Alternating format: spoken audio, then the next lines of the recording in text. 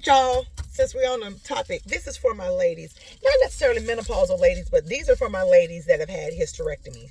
Hysterectomies later in life, like late 40s, 50, right? I have a question for you because I have an issue that I want to talk about. Coming out the box. I'm coming out the closet today. And probably about to give y'all TMI. But it is what it is. Somebody can probably help me. And I know that I'm not alone. I know that I'm not alone. So I had a hysterectomy. I was 49, about to be 50, July 28th, 2021.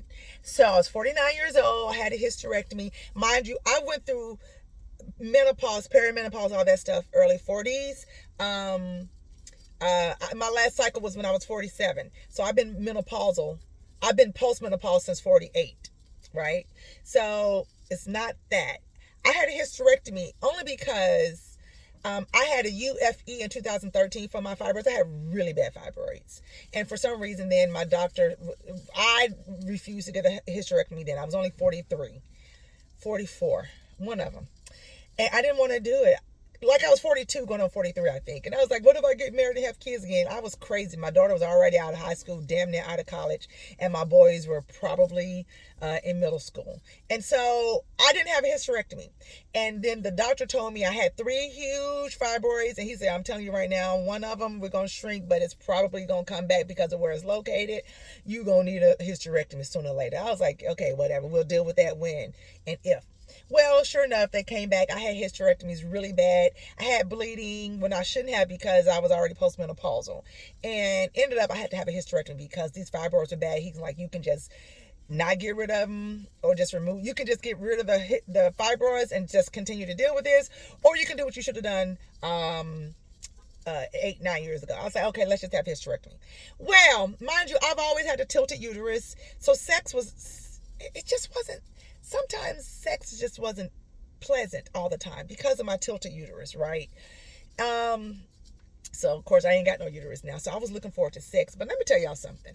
I went through a psychological thing after my hysterectomy. I literally could not have sex for over a year because psychologically I was thinking it's going to pop that cuff and my insides are going to fall off. And my doctor's like, Marla, you're going to get some therapy. And I did. But my libido is gone. It is gone. So I started HRT this year. I just really started estradiol, which I started after my hysterectomy. I didn't keep up with it. So I think it's a testosterone issue with me. I didn't get my blood work done. My doctor was like, you need this. I know you need it based on your history, blah, blah, blah, blah. But I need to go get my blood work done to test my testosterone because I don't have any libido. None. Now I can get going if I'm in the situation, I can get going. And I can get it. But what I'm saying is I don't think about sex. I don't care about sex. I don't crave sex. And I want to.